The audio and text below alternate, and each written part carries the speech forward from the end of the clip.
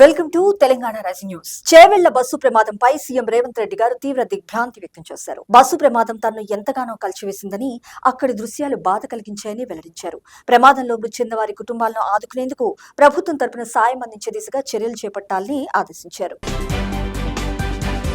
ఇక్కడ మరొక ముఖ్యమైన అంశం చూస్తున్నాం. బస్సు ప్రమాదంలో మృతి చెందిన వారి కుటుంబాలకు 7 లక్షల రూపాయలు, క్షతగాతులకు 2 లక్షల రూపాయల చొప్పున పరిహారం అందజేస్తామని మంత్రి పొన్నం ప్రభాకర్ గారు ప్రకటించారు. ప్రమాద ఘటనపై ప్రభుత్వం వెంటనే విచారణకు ఆదేశించిందని పేర్కొన్నారు. సమాచారం తెలియగానే జిల్లా ఇన్ఛార్జి మంత్రి దుద్దిళ్ల శ్రీధరబాబు గారితో కలిసి ప్రమాద స్థలికి వెళ్లారు. ఆయన హాస్పిటల్స్ లో చికిత్స పొందుతున్న వారిని పరామర్శించారు. ఇక్కడ మరొక ముఖ్యమైన అంశం చూసినాం.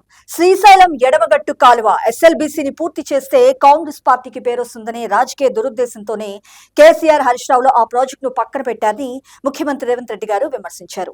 సొరంగం పనులు పూర్తి చేసి తీరుతామని స్పష్టం చేశారు.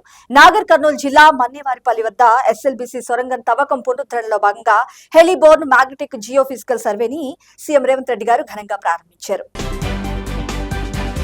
ఇక్కడ మరొక ముఖ్యమైన అంశం చూసినాం. కొడంగల్ అసెంబ్లీ నియోజకవర్గంలోని అన్ని ప్రభుత్వ పాఠశాలల్లోనూ విద్యార్థులకు మధ్యాహ్న భోజనాన్ని అందించేందుకు అక్షయ్ పాత్ర ఫౌండేషన్ ముందుకొచ్చింది. గత డిసెంబర్ నుంచి అక్షయ్ పాత్ర ఫౌండేషన్ ఈ నియోజకవర్గంలోని 312 పాఠశాలలో వేలాది మంది విద్యార్థులకు ప్రతిరోజు ఉదయాన్నే అల్పాహారం అందిస్తున్న సంగతి మనకు తెలిసిందే. అదేవిధంగా ఇప్పుడు మధ్యాహ్న భోజనాన్ని కూడా సరఫరా చేయాలని నిర్ణయించింది. ఇప్పటికే సంగారెడ్డి, రంగారెడ్డి, నారాయణపేట, మహబూబ్ నగర్, వికారాబాద్ జిల్లాల్లో 100 పాఠశాలలో మధ్యాహ్న భోజన పథకాన్ని సరఫరా చేస్తుంది అక్షయ్ పాత్ర. ఇక్కడ మరొక ముఖ్యమైన అంశం చూసినాం. ప్రపంచ స్థాయి కంపెనీలకు హైదరాబాద్ కేంద్రంగా మారిందని డిప్యూటీ సీఎం మల్లు భట్టి విక్రమార్క గారు అన్నారు.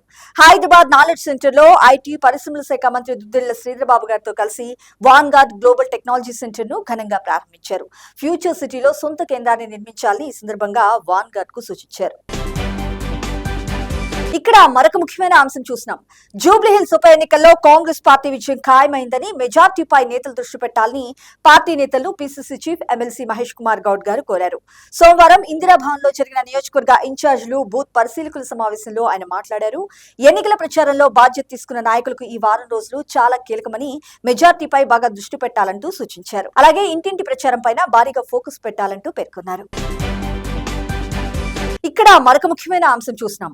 1000 ఎకరాల్లో ఆదిలాబాద్ పోర్ట్ ఉన్న 300 ఎకరాలకు అదనంగా మరొక 700 ఎకరాల సేకరణ, భూసేకరణకు కలెక్టర్ ఆదేశాలు, ప్రభుత్వ ఉత్తర్వులు జారీ, ఎయిర్పోర్ట్ల అభివృద్ధిలో ముందడుగు అంటూ మంత్రి కోమటిరెడ్డి వెంకటరెడ్డి గారు వెల్లడించారు. రాష్ట్ర ప్రభుత్వం ఆదిలాబాద్ జిల్లాలో ప్రతిపాదించిన విమానాశ్రయాన్ని మరి 1000 ఎకరాల్లో భారీగా నిర్మించనున్నారు. ఇక్కడ మరొక ముఖ్యమైన అంశం చూసినాం. ధర్మపురి ఆలయ మాస్టర్ ప్లాన్ ను 50 కోట్ల రూపాయలతో రూపొందించనున్నామని మంత్రి కొండా సురేఖ గారు వెల్లడించారు. ధర్మపురి లక్ష్మీ నరసింహస్వామి వారి ఆలయ అభివృద్ధి పనులు ఆగమ శాస్త్రం, పండితులు, భక్తుల మనోభావాలకు అనుగుణంగా చేపట్టాలని అధికారులకు ఆదేశాలు జారీ చేశారు. 2027 జూలైలో వచ్చే గోదావరి పుష్కరాలను ఘనంగా నిర్వహించేందుకు ముందస్తు ఏర్పాట్లు చేయాలని సూచించారు. ఇక్కడ మరొక ముఖ్యమైన అంశం చూసినాం. జూబ్లీహిల్స్ లో ఖాయమైన కాంగ్రెస్ పార్టీ గెలుపు. ఇందిరమ్మ రాజ్యంలో అన్ని వర్గాల ప్రజలు ఆనందంగా ఉన్నారు. కాంగ్రెస్ ప్రజా సంక్షేమానికి పెద్దపీట వేయడంతో పాటు సామాజిక న్యాయం కూడా అందిస్తుండటంతో తెలంగాణ రైజింగ్ 2047 లక్ష్యంగా రాష్ట్రం జోరుగా ముందుకు దూసుకుపోతుంది. ప్రజాదరణతో అధికారంలోకి వచ్చి 2 ఏళ్లు పూర్తి చేసుకున్న కాంగ్రెస్ ప్రజాప్రభుత్వం జూబ్లీహిల్స్ ఉప ఎన్నికను దిగ్విజయంగా ఎదుర్కోబోతుంది. కాంగ్రెస్ ప్రభుత్వానికి జూబ్లీహిల్స్ ప్రజలు భారీ మెజార్టీతో పట్టం కట్టబోతున్నారని స్పష్టమైంది.